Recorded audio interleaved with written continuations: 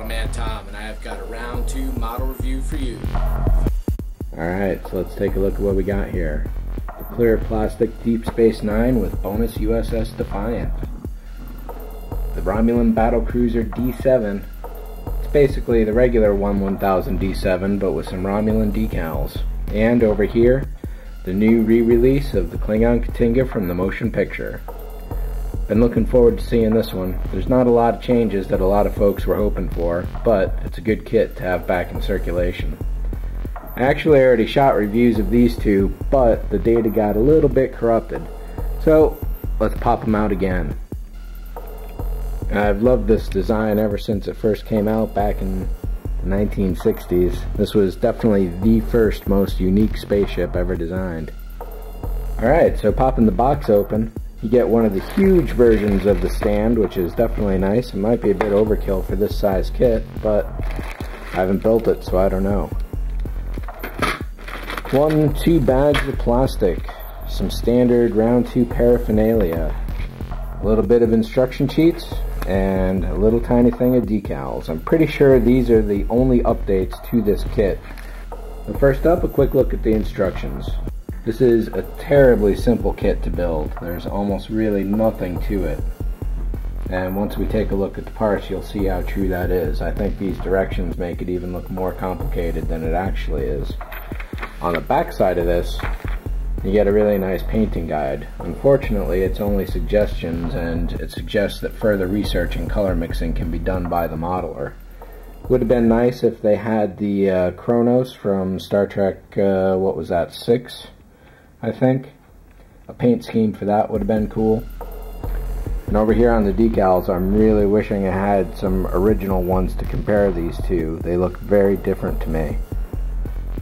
Not only in terms of shape, but also some of the colors. The original release of the kit had holographic metallic decals and also rub downs.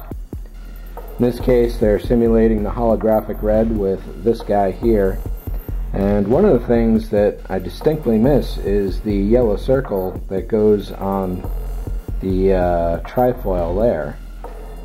Over here on the instructions, it does say flat yellow for that circle, so why not just have included that the way it was, just like this little guy there originally. Don't know, maybe it took up too much room around here when they were putting the decals down? Too bad, that's definitely a loss right there. And as to the parts, there's really not many, maybe 30 at most, but they're all looking really good. I would say that the details are crisp and distinct.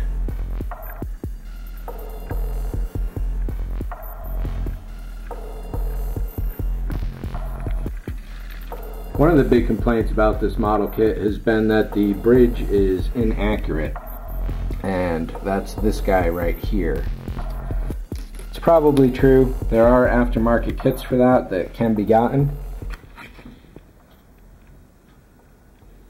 I'd say those lines are fairly crisp overall. Definitely good shapes. Everything's fairly solid. As to the bridge being inaccurate, yeah, it is. It could definitely use a heck of a lot more detail on it. You can see it's pretty barren.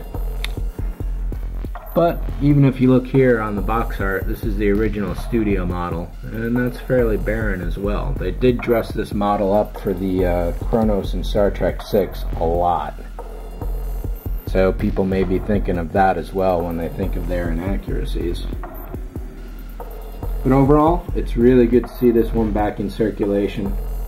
You can still get them on eBay, but now you can get it nice and fresh.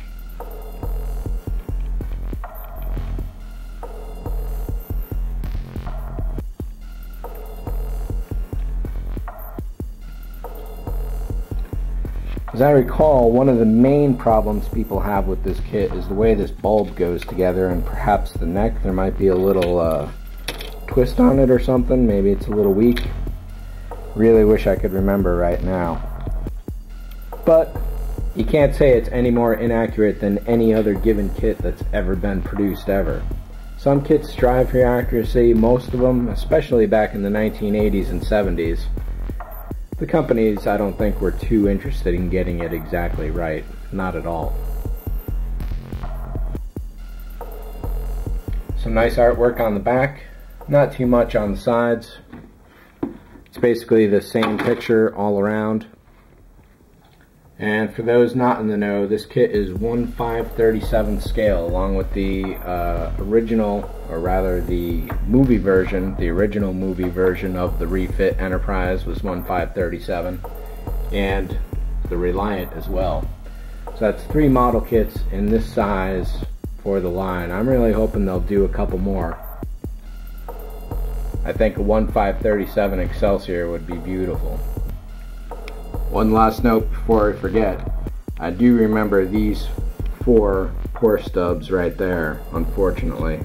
They're in a really difficult place. If you simply snap those off, you're going to have some really rough plastic to finish off. And you really need to be careful when slicing them. It looks like these pieces are on fairly thin right here. However, you just can't snap them off, unfortunately. This one's ready to fly off all by itself, it looks like. So again, let's head back to the D7 of old. And like the KTinga for it, it's another single side of instructions to put the model together. They almost look like they're exactly the same in process and in position and shape and overall the way it goes. On the back side, rather than a painting guide, you get a really nice decal instruction placement guide. And some painting suggestions as well. You can do this one up as either the regular Klingon or the Romulan, it looks like. The Romulan version was seen in the animated series, and I just happened to have caught one of those episodes recently. I don't recall seeing this big bird on the bottom, but it did have a lot of orange striping around. I'm going to have to watch that again. I haven't seen that cartoon since I was a kid, and I only just saw the episode once. One thing I did note was that rather than having a big hollow empty hole at the front, as is normal for this, the sensor array, torpedo tube, whatever you want to call it, in the cartoon sticks out of the front. It's always looked weird when it's been shown with the regular D7 from the 60s, but now it makes sense a little more. This is some beautiful dark gray, almost metallic plastic. Not quite a silver, but a really a burnt metal look to it. I bet you don't even really have to paint this at all. It's just gorgeous straight out of the box as is. A little glue, a little love with the decals, and this kit is done.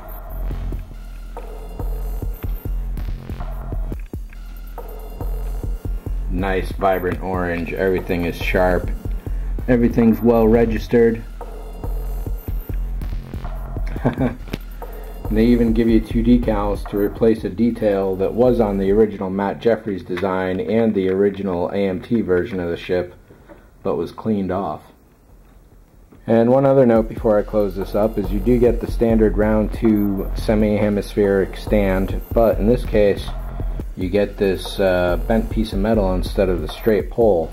And it looks like that's so that they could seal up the bottom here, make that smooth for the Romulan decal. And then you stick this guy in the back of the impulse deck. I can't quite show you, I just sealed up the bag. And of course there are some chrome parts here, which are traditional. All the lines are really sharp, parallel, everything's looking good. So yet again, Deep Space Nine. So contained in this box is a ton of plastic. So much so that I'd already forgotten. Once I unbag all this, it's going to take up this full desk completely. The instruction sheet is big, but the entire assembly fits onto one side of the instructions completely. Relatively simple overall, it looks like. And on the back side, you get a ton of window templates.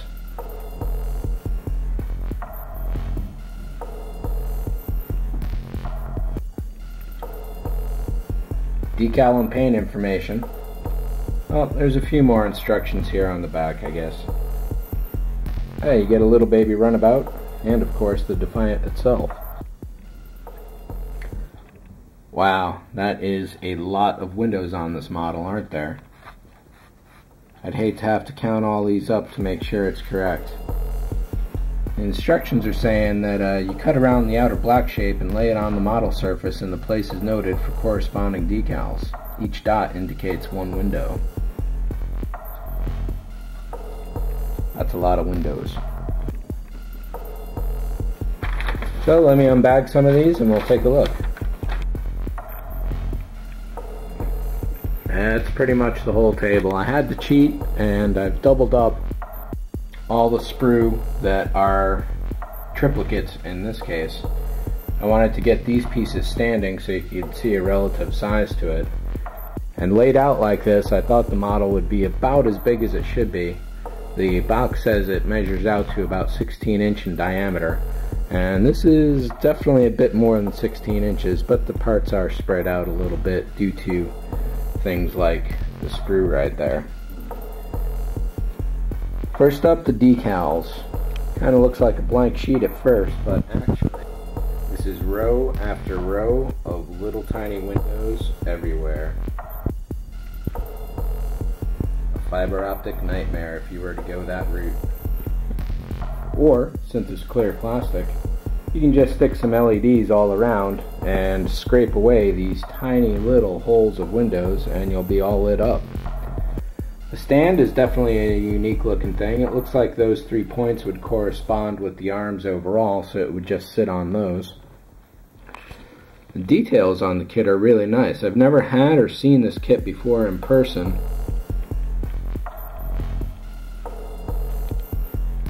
But everything is really nice and sharp.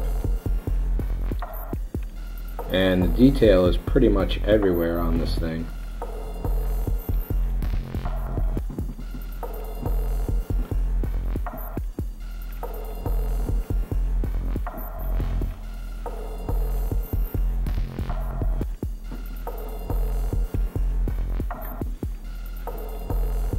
This is the only color piece in the whole thing.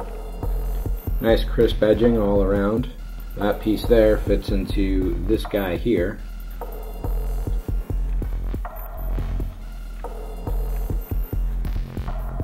So much repetition on the design.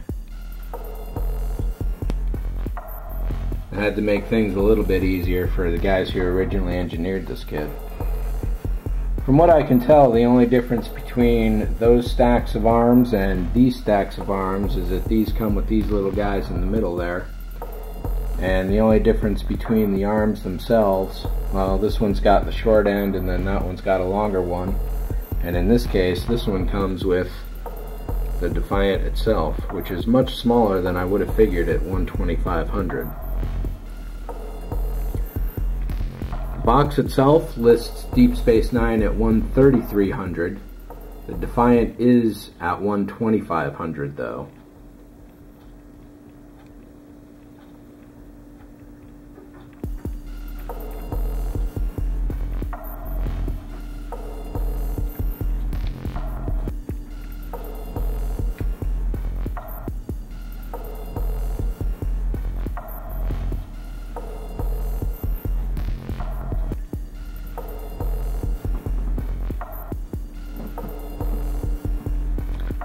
Big, big, big. Now at 16 inches, this is pretty much the same size across as the KTinga will be.